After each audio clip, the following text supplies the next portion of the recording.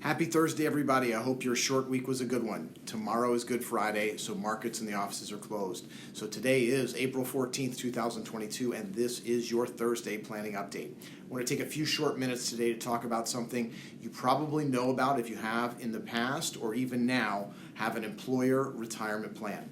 That is the 401k or 403b plans that we've spoken so much about. I want to take just a few minutes to talk about another one of the important planning items we'll be focusing on, again, as we move into the second quarter of the year.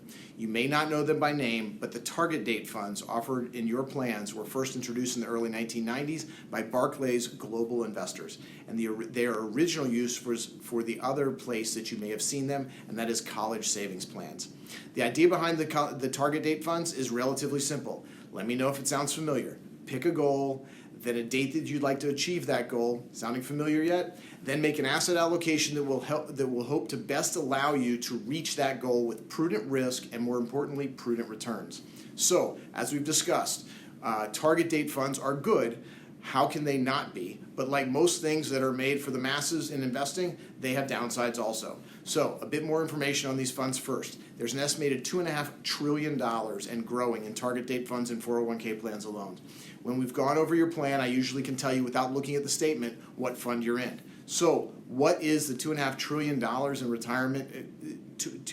retirement money? Is it wrong? The simple answer is no, it's not wrong.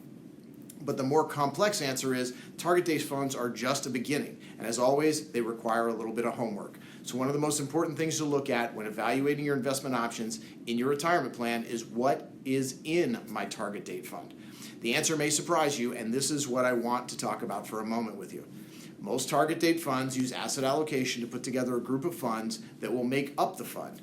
The risk of the fund, as defined in this case by the amount of stock versus bonds, which we all know by now is not as simple as it sounds. There are risks in both, but the risk is usually defined by how much stock is in the fund. The longer out you go to the 2065, for example, in other words, if you're going to retire in about 40 plus years, the stock percentage is higher, probably close to 90 or 95%. As you get close to retirement, if let's say you have the 2025 target date fund or you're about to retire, this will have significantly less stock in the allocation. The main issue I always focus on, which is especially important with the war in Europe and geopolitics driving us away from globalization, is the amount of international exposure in the allocation. This is so important, as I can tell you that so many of these longer dated funds have 35% plus allocation to international investing. That's direct international. And that doesn't account for the indirect exposure you have with the U.S. multinational companies. Okay, so suffice it to say, target date funds are great. They help in many ways many people in their retirement plans and even in their college savings plans. Mass targets are always hard, and that is saying that everyone looking to retire 40 years from now in your company has the same goals and thus should invest in the same fund. So, please, as we discuss this in the coming months, in your investments here and your investments in your company plans, let's talk about your allocation and if it does suit your goals. For now, have a great long weekend, and we'll see you soon.